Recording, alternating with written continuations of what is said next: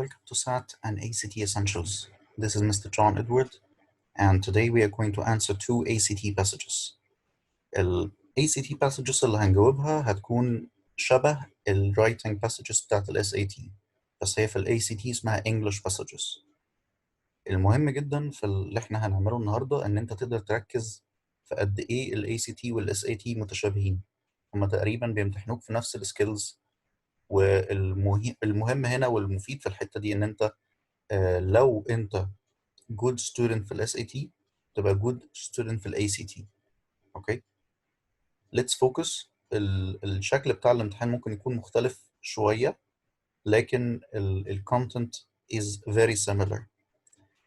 طيب تعالوا كده نبتدي بأول passage. Dragonfly. The nature trail is 6 feet wide and 7 miles long. It slithers through the forest like a snake, curving and bending along the banks of a river. The first question بيسألك هنا على الجزء اللي تحتيه line زي ال SAT بالظبط. Curving and bending along the banks of the river. طيب أنت دلوقتي عايز تعرف which answer is correct here. أوكي، طيب أول حاجة اسأل نفسك هو ليه curving and bending هنا في بينهم كوما؟ هل الكوما دي according to the rules that you already know ليها لازمة؟ No, you know that when you have two items, when these items are compounded with the word or by the word and, you don't need to use a comma, so you say 1 and 2. Okay, مش محتاج الكوما, so A is wrong. طيب B, لو قلنا إن curving and bending along the banks of a river دي بتdescribe a snake. هل قبلها تحط كوما؟ Yes, that might be right. طب تعالوا نتأكد ونشوف باقي الانسرز. Snake curving and bending along the banks of a river. هل هتحط كوما قبل preposition؟ احنا عارفين ان لا، مش بتستخدم كوما قبل preposition لان preposition بيعمل prepositional phrase بتdescribe حاجة قبلها. Okay, so you don't use a comma before a preposition. So the word bending shouldn't be followed by a comma. C is wrong. What about D? Snake curving and bending. الكوما دي مش محتاجينها والكوما دي مش محتاجينها. So D is wrong. The answer is B. Okay. طيب. Second question. The county cleared this path and paved it with. Okay. طيب. تعالوا كده نشوف السؤال بيقول ايه. Focus on the question itself. Okay. بيقول which of the following alternatives to the underlined portion would not be acceptable. يبقى هنا الفوكس بتاعك لازم يكون على ايه؟ لازم يكون على السؤال.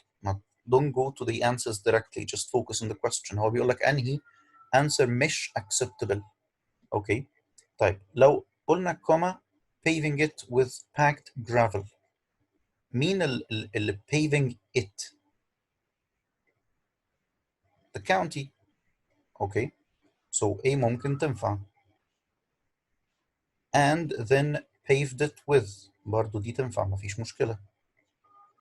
هتقولي طب ليه ما حطيناش هنا كوما بعد and؟ هقول لك لأن السنتنس اللي جاية بعد and مش complete sentence، ما فيهاش subject، فلازم تشيل الكوما قبل الفان بويز علشان الفيرب ده paved ياخد السبجكت بتاع الفيرست سنتنس اللي هو ايه؟ county. تمام؟ دي رول برضو كانت عدت علينا في الاس اي تي. لو انت بتتعامل مع complete sentence وبعد كده جه عندك واحده من الفان بويز وبعد كده جه جزء تاني ما فيهوش subject، ما تحطش كوما قبل الفان بويز علشان الفيرب بتاع الجمله الثانيه يروح على subject الجمله الاولى. اوكي، in this case انت بيبقى عندك subject واحد و two verbs، فدي برضو تنفع. before paving it with كذا دي تنفع برضو ما فيش مشكله. طيب المشكله هنا هتبقى في J. ايه المشكله في J؟ لو قلت the county cleared this path وبعد كده في verb تاني، الverb التاني ده it doesn't work like that. انت كنت محتاج مثلا and paved it with. okay, cleared this path and paved it with، لكن من غير and هنا it doesn't make sense، فدي wrong. اوكي، وانت بتدور هنا على الايه؟ على ال not acceptable، يبقى انت بتدور على الwrong، يبقى الإجابة J. طيب 3. اوكي، بيقول so they would have a peaceful place to hike and bike. مين هم they؟ ده ambiguous pronoun. هنا pronoun احنا مش فاهمين هو بيتكلم على مين بالظبط. So what you will need to do ان انت تشيله وتحط noun واضح. ايه الناون الواضح هنا؟ It's people. So the answer is D. Number 4. I ride this trail nearly every day. Not on a bike, but on Luigi. طيب اللي هيعرف يجاوب السؤال ده هو حد ذاكر كويس، وممكن اقول تحديدا ذاكر من كتاب اريكا في السات ده، لو كان هو اصلا اوريدي خد الاس اي تي قبل كده يعني. لو مذاكر من كتاب اريكا probably عدت عليه الرول دي. اوقات بتستخدم الداش. احنا عارفين ان اغلب كتب الاس اي تي بتقول ان الداش ليها تو يوزز بس. الاولى ان انت بتستخدم الداش زي الكولوم، والثانيه ان انت بتستخدم تو داشز لحاجه نون اسينشال زي ما بتستخدم تو كوماس كده. الرول الثالثه انت بتستخدم الداش تو كرييت ا بوز. الرول دي مش بتيجي في الاس اي تي كتير، جت في امتحان واحد في 2018، جت فيه مرتين في ابريل، اللي هو الامتحان اللي بيبقى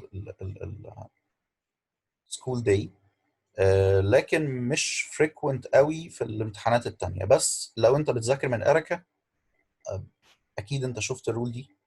I think كانت موجودة في السكشن بتاع الداشز. I think page 127 something like that. طيب تعالوا كده نحاول نفهم الفكرة هنا ايه. دلوقتي لو انت قلت I ride this trail nearly every day، دي complete sentence.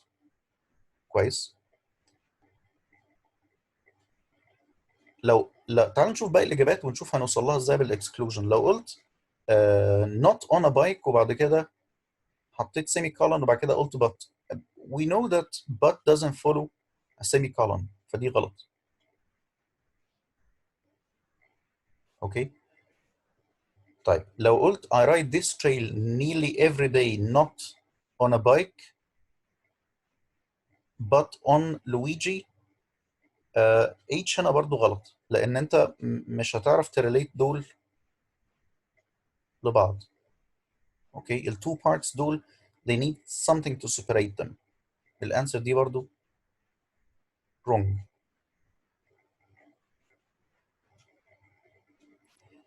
طيب تعالوا نشوف G. السيمي كولون دي هنا فاصلة complete sentence عن sentence تانية مش complete. 4 مش هتبقى G، الانسر هنا هتبقى F. انت حطيت complete sentence وبعد ال complete sentence pause وبعد كده كملت not on a bike but on Luigi. Okay, so in this case you will use the dash. This is the proper use of the dash، ودي موجودة زي ما قلت لك حتى في ال SAT. Some books mentioned it like Eric. هي قالت ما تركزش عليها قوي، بس you have to know it exists. Okay. طيب تعالوا نشوف number 5. بيقول if the writer were to delete the preceding sentence the essay would primarily lose. ايه الحاجة اللي هتنقص لو ال author decided to delete the preceding sentence? That's the nickname I gave to my motorized wheelchair. طيب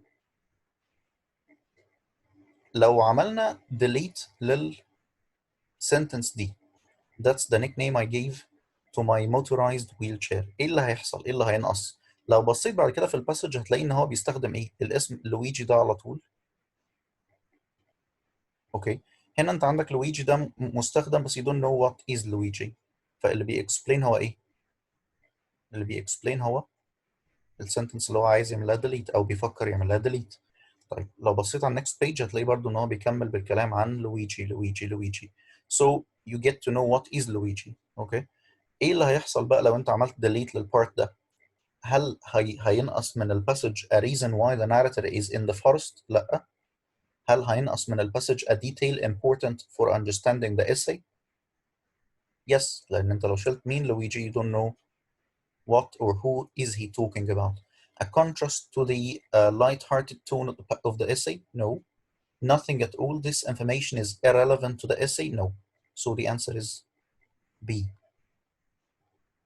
لحد دلوقتي مفيش difference كبيرة قوي ما بين ال ACT وال SAT. حاجات minor يعني. تعالوا كده نشوف اللي بعده. اوكي بيقول today Luigi's battery is fully charged. I know I can go all the way to the end of the trail and back. عايزين نوصل التو sentences دول ببعض. اولا احنا عارفين ان الجزء اللي فات complete sentence في كوما. I know I can go all the way دي هتبقى complete sentence برضو. So you're not supposed ان انت توصل two complete sentences بكوما, which means F is wrong. طيب لو هنوصل الsentences دي because مش هتحط كوما قبل because. You don't need that. امتى هيجي كوما مع because؟ لو subordinated conjunction جت الأول, which means in G is wrong. This means that هتبقى برضو complete sentence ومش هينفع ان انت توصل two complete sentences بكوما. So you have to use fanboys. Fanboys هيبقى ايه الرول بتاعتها؟ هتبقى complete sentence كوما fanboys complete. Okay, and this is right. What about 7? Luigi's motor moves slowly as we venture along the trail. طيب ده سؤال شبه الحاجات اللي بتيجي في الاس اي تي, بس محتاج منك تركيز شويه في ايه الكرايتيريا اللي هو عايزك تختار الانسر بناء عليه. Which choice would most logically and effectively emphasize the positive friendly attitude the narrator has toward Luigi? طيب يبقى انت عايز two criteria هنا, positive و friendly attitude towards a Luigi. تعال نشوف كده أول answer. moves slowly. مفيش حاجة هنا لا positive ولا friendly. travel safely positive بس travels مش friendly.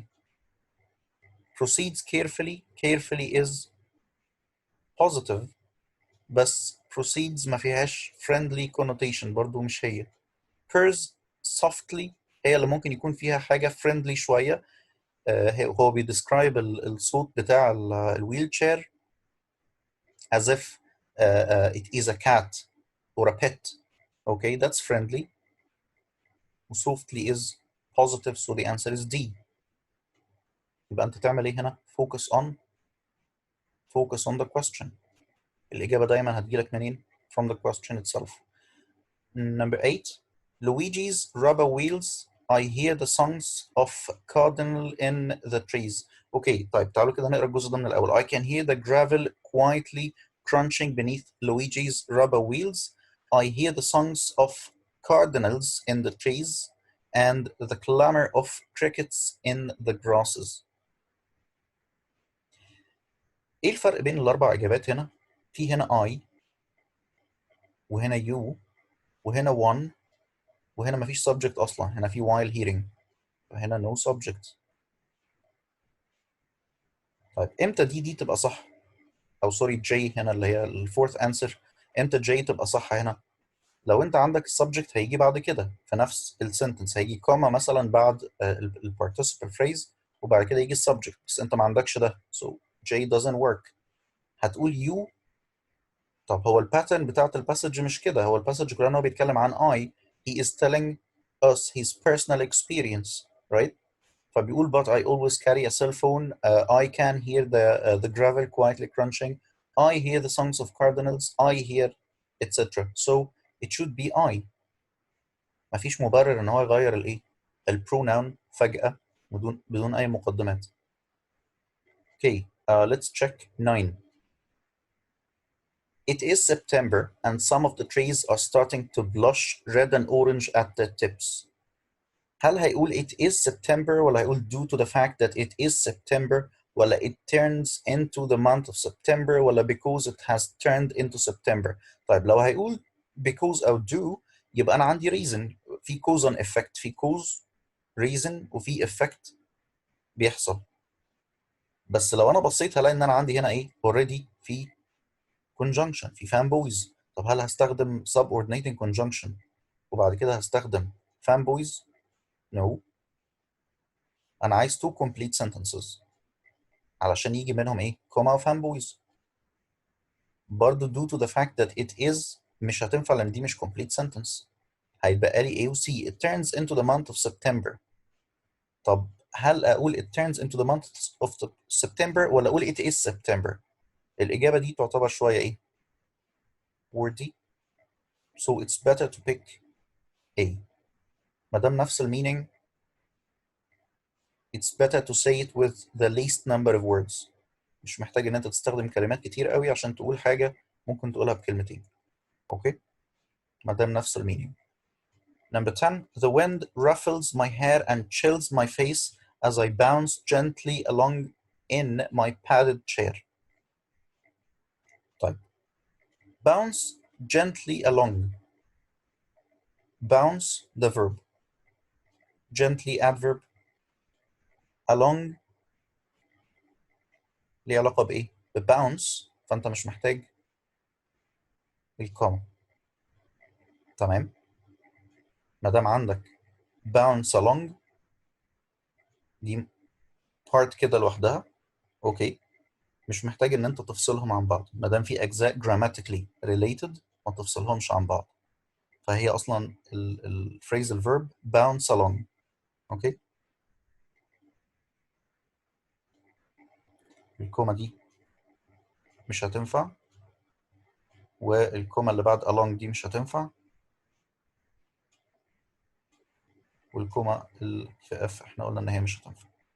ف gently along طبعا مش هينفع gentle اصلا لان انت عايز adverb صح. bounce gently عايز adverb هنا، ف gentle اصلا مش هتنفع. so you are left with H.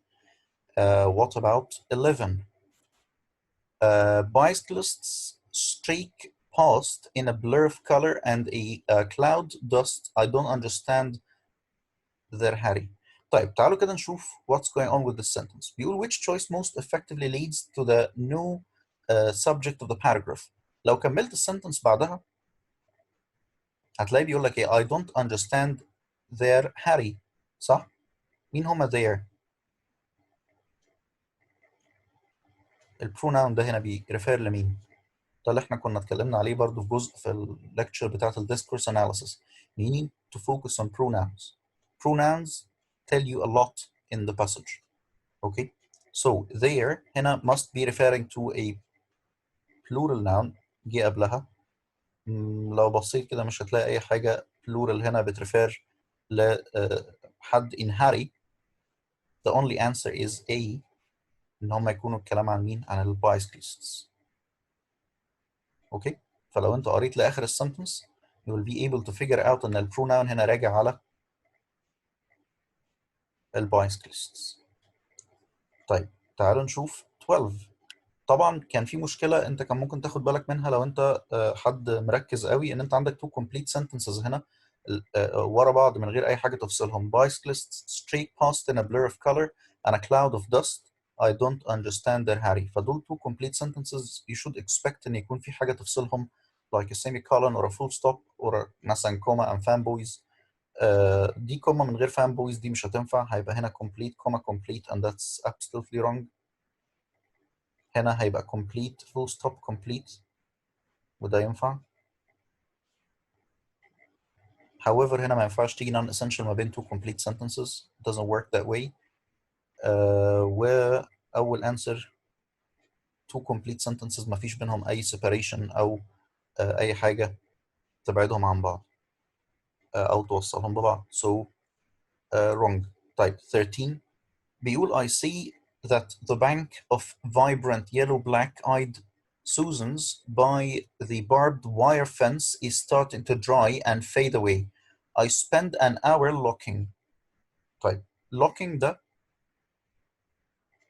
participle بيدescribe هنا ايه؟ spend. I subject spend verb and our object بعمل ايه؟ How did I spend the time? I spent the time looking and listening. Adverb adverb adverb. ال participles دي acting as adverbs هنا يبقى مش هينفع افصلهم عن ال verb, so I need to remove all the punctuation in between. So the answer is D. Okay. طيب تعالوا نشوف بعد كده 14. بيقول and now my ride is finished for today.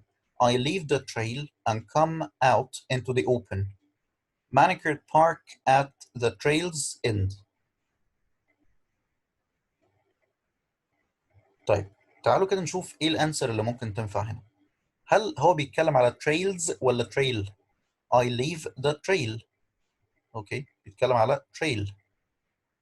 So it makes sense that he should still be talking about one trail. الإجابات البلورال مش هتنفع. طب لو أنا عايز أقول the end of the trail هقول the trail end ولا the trail's end like possessive. طبعا الانسر هنا هتبقى اللي فيها البوزيسيف اللي هي ايه؟ G. تمام كده أنا هاكسكلود كل الإجابات البلورال. trails وtrails اللي بعدها apostrophe دي أصلا مش هتنفع خالص هنا عشان البلورال ودي مش بنستخدمها أصلا. طيب so 15 بيقول question 15 asks you about the preceding passage as a whole. يبقى هنا هو بيسألك على الباسج كلها على بعضها. You need to think of the overall of the passage. Suppose the writer's goal had been to write an essay illustrating the pleasure that people can take in nature. Would this essay accomplish that goal? هل لو الauthor أو الرايتر عايز يكتب essay بتillustrate أو بتhighlight البليجر اللي الناس بتحس بيها in nature، هل الباسج دي بتaccomplish الجول ده ولا لا؟ تعالوا نشوف. لو احنا كملنا كده الجزء الأخراني there my older brother helps me out with my chair and into his waiting van. He puts Luigi in the back and I return to the world of pavement, street lights and traffic, but in my mind I'm still gliding through the forest. I am like the water flowing over ancient stones. Inside I'm still a dragonfly. فطبعا هنا الجزء الأخراني بيقول لنا ان he feels attached to the nature, right? Which means yes, this passage could relate to how people enjoy nature or relate to it. تعالوا كده نشوف the reasons. Yes, because it focuses on a variety of wild flowers that the narrator enjoys. No, مش أحسن حاجة، ما عنديش قوي focus على wild flowers. Yes, because it focuses on the narrator's joy at having access to nature. Yes. حتى لو ما كناش قرينا الباسج كلها at least this part could highlight this element of joy and attachment the narrator feels to nature. طيب الاثنين no دول probably مش هينفعوا. No, because it describes the world of the city as being more important to the narrative. No. No, because it focuses primarily on the functioning of the narrative's motorized wheelchair. Yes, the passage did focus on the wheelchair at a certain point, but we cannot exclude the fact that the passage also focused on nature. يعني ممكن الباسج تكون بتفوكس على كذا حاجة، مش عشان في فوكس على الويل شير يبقى الباسج مش بتتكلم عن الجوي people take in nature أو the pleasure people take in nature. So the answer is B. طيب تعالوا نشوف الباسج اللي بعدها. Beneath the streets of New York. الجزء ده كان الاس اي تي ما بيلعبش عليه قوي، الحته اللي ليها علاقه بالبنكتويشن بتاع التايمنج والديت، بس تعالوا نشوف هل هنعرف نحلها لو مشينا برولز الاس اي تي ولا لا. At 2 p.m. on October 27th 1904. دلوقتي انا عارف ان ده الجزء ده كده على بعضه prepositional phrase، اوكي؟ من اول at لحد الكومبليت سنتنس اللي هتبتدي بعد كده. هل بعد الفريز هحط سيمي كولون؟ نو. تمام دي ما تنفعش. طيب هل بعد الفريز برضو هحط هنا سيمي كولون؟ نو ما تنفعش. يبقى كده عندي F و H الاثنين غلط. ليه؟ علشان السيمي كولون اللي بعد 1904. اوكي طيب يتبقى لي G و J. بيقول الفرق ما بينهم هنا الكوما اللي بعد ايه؟ كلمة thousands.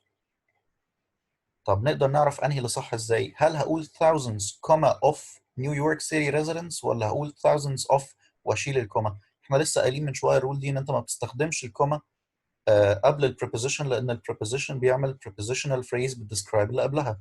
هنا thousands of ايه؟ thousands of New York City residents، يبقى of New York City residents دي بتدسكرايب الايه؟ thousands prepositional phrase. فانت طبعا مش هتحط اي punctuation ما بين thousands و of. So the answer is G. وكده J غلط. Okay. 17. The city was celebrating an incredible engineering feat, the completion of the first section of the New York City subway.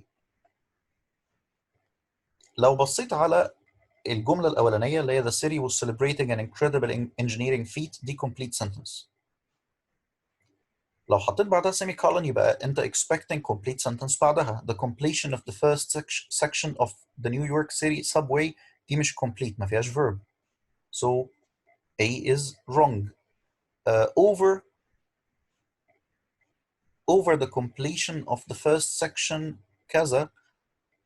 No, that doesn't make sense. This sentence is not right. انت مش هتحط هنا over وقبلها كوما. طيب امال ده ممكن يكون ايه؟ ده ممكن يكون ايه؟ ايه هو الفيت ده؟ ايه الحاجة اللي الناس بتحتفل بيها؟ It's an explanation. Okay? If you focus on the meaning, it is an explanation. Incredible engineering feat اللي هو the completion of the first section of the New York City subway. So in that case, it makes more sense that you use a colon. Complete sentence بعدها colon بعدها explanation. Okay. طيب. ودي طبعا مش هتنفع لأن أنت عندك complete sentence وبعدها the completion of the first section of the New York City subway مش بيلينك بأي حاجة للcomplete sentence اللي قبلها. 18. The writer is concerned about the level of detail in the preceding sentence and is considering deleting the phrase the first section of from it. If the writer were to make this deletion, the paragraph would primarily lose information that. لو شلنا الجزء ده اللي هو the first section of ده كده. لو شلنا الديتيل ده ايه اللي هينقص من الباسج؟ طيب الديتيل ده وهو موجود بيقول لك ان الناس كانت بتحتفل باكتمال اول سكشن في النيويورك سيتي سبوي. لو انت شلت المعلومه بتاعت الفيرست سكشن ايه اللي هينقص؟ تعالوا كده نقرا الانسرز ونشوف. reveals how expansive the New York City subway would become. دي هل كده هنخسر ديتيل بيوضح لنا قد ايه النيويورك سيتي سبواي بيكسباند او هاي اكسباند في الفيوتشر يعني؟ نو. في الفيوتشر بالنسبه للباسج بالنسبه ل 1904 يقصد ان بعد 1904 السبواي سيستم هاي اكسباند؟ نو. clarifies that only part of the subway system had been completed by October 27, 1904. هل لو شلنا الجزء بتاع the first section ده هنخسر ديتيل بيقول لنا ان في جزء واحد بس هو اللي كان اكتمل في اكتوبر 27 1904؟ يس. لان هو بيقول لك الفيرست section the completion of the first section. لو شلتها هيبقى الجمله بتقول the completion of the New York City subway. الديتيل ده بيحدد لك ان في جزء بس هو اللي was completed back in time. Okay, so the answer is G. Makes clear that by October 27th, 1904, construction of the second section of the subway was already underway. لا، الجزء ده مش بيقول ان في جزء تاني كان already underway. Provides evidence that New York City residents at this celebration believed the entire subway system was complete. لا. No. يبقى الديتيل اللي انت هتخسره لو شلت الجزء ده هو ايه؟ حاجه بتتكلم على ان في certain part من السبوي سيستم هو اللي ايه؟ اللي was completed. طيب عندنا بعد كده 19 بيقول the first train took 26 minutes to complete the route which ran from City Hall to West 135 45th Street in under a half an hour. طيب هو هنا بيقول لي ان it took 26 minutes. الريبيتيشن دي ان هو يقول لي ان ده حصل in under a half an hour، ده يعتبر ايه؟ كلام زيادة أنا مش محتاجه، ده يعتبر redundancy. I can simply just delete it. وبرضو الإجابة اللي بعدها اللي هي B بيقول in the completion of its route redundancy مع اللاين ده in 26 minutes redundancy مع الجزء اللي فوق. so the answer is D. طيب تعالوا نشوف اللي بعده. 20 بيقول which choice would most effectively conclude the sentence by indicating clearly how the subway system could address the problem described in the first part of the sentence. طيب ال first part of the sentence فين؟ اللي هو tens of thousands of New Yorkers could now avoid traffic jams. ازاي؟ How will this happen؟ بان هم يستخدموا السبواي. السبواي بيعمل ايه؟ بيavoid الزحمه اللي فوق and then it will go underneath earth، صح؟ تحت الارض. That's the idea of the subway، ان هو بيتجنب زحمه الشوارع وبيمشي تحت الارض. So the answer is clearly F. ده الحل للمشكله، ده اللي بيحل الترافيك جام، ان انت بتتجنب الشارع وبتمشي في tunnel تحت الارض. So the answer is F. طيب 21 بيقول as early as 1865 there had been proposals for a New York subway but that took decades to resolve the many political, financial and technical challenges. مبدئيا that هنا بتريفير لإيه؟ What does it refer to؟ لو قريت الجملة كويس هتلاقيه بيقول إيه؟ بيقول that took decades to resolve the many political, financial and technical challenges. الانسر هنا هتبقى it. هو عايز يقول ان زمنيا الموضوع خد وقت، الموضوع ده خد وقت عشان يتحل. It took decades to resolve the many political, financial and technical challenges. that هنا مش بتشاور على حاجة، those مش بتشاور على حاجة، ولو عملت delete هيبقى عندك مشكلة مع الكوما دي، لأن الكوما اللي قبل but بتقول إن في two complete sentences. لو أنت شلت البروناون اللي محطوط هيبقى الفيرب ملوش subject، الفيرب took ملوش subject، وبالتالي كان لازم تشيل الكوما ده لو الفيرب هيرجع على السبجكت بتاع الجملة اللي فاتت، بس هي حتى برضه كميننج ما تنفعش. Okay, so the only answer that works is it. 22 بيقول the engineer William Barclay Parsons accepted responsibility for overseeing this project. ما دام هو بيتكلم بالdefinite article the يبقى مش هتطلع الاسم بتاعه non essential. اوكي، الكوما دي مش هينفع تيجي ما بين engineer و accepted، مش هينفع تفصل السبجكت والverb، او at least part of the subject والverb مش هينفع تفصلهم عن بعض، لازم يكونوا connected. ف F دي غلط، و G نفس المشكلة عشان الداش، و H نفس المشكلة عشان الكوما اللي بعد Parsons بتفصل جزء من السبجكت او السبجكت عن الverb. So the answer is J. J ما فيهاش punctuation خالص، هيبقى the engineer William Barclay Parsons accepted responsibility for overseeing this project. اوكي، لو كان اتكلم بقى بindefinite article وقال an engineer كان ممكن يطلع في الحالة دي اسمه non essential، لكن ما دام اتكلم بdefinite article you need to keep the name as an essential part of the information. 23 Parsons decided that most of the subway tunnel would be constructed using an innovation engineering method known as cut and cover. طيب انت دلوقتي عايز حاجة بتوصف الانجينيرنج ميثود، عايز حاجة بتوصف الميثود، هل هتقول عليها innovation method ولا هتقول عليها innovative method؟ انت عندك الأولى دي noun innovation، innovate verb، innovative adjective، innovate verb، فانت هتختار C عشان الايه؟ علشان انت عايز الادجective innovative.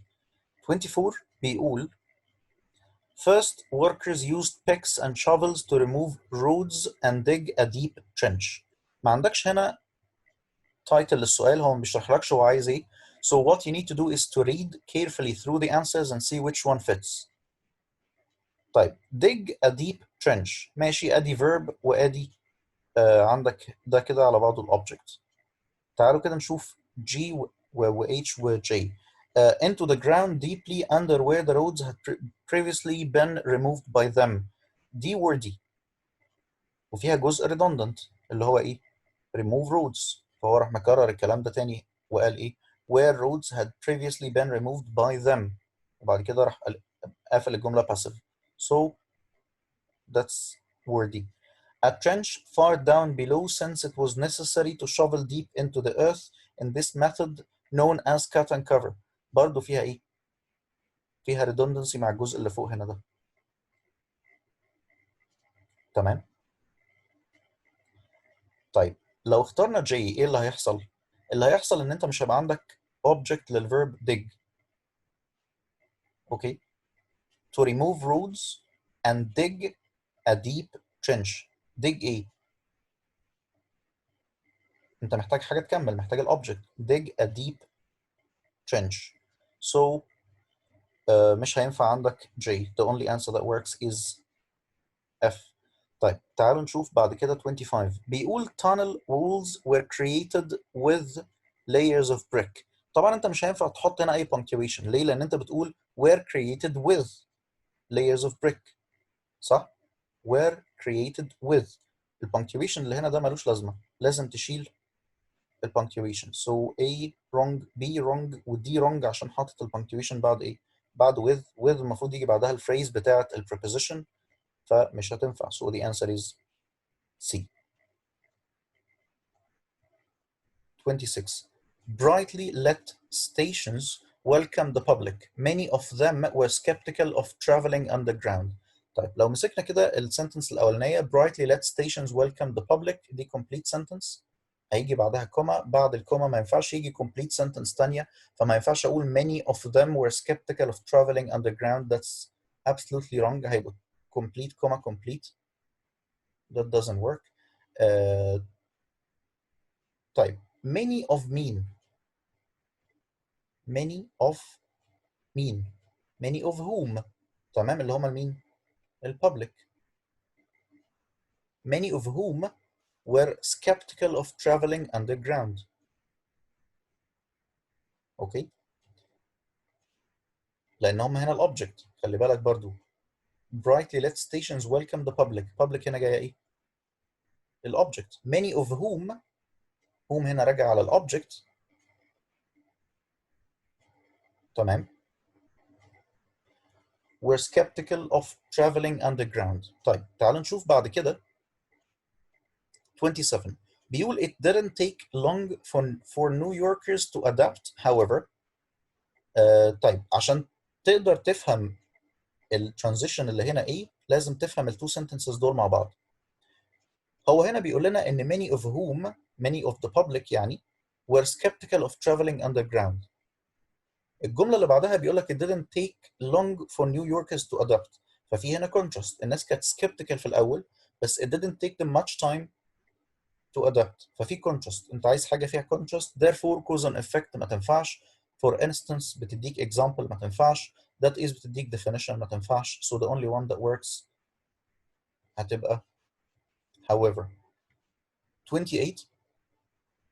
The day after the subway opened, one newspaper reported that the riders were emerging from underground, having finished what will be to them the daily routine of the rest of their lives. طيب بيقول هنا إيه؟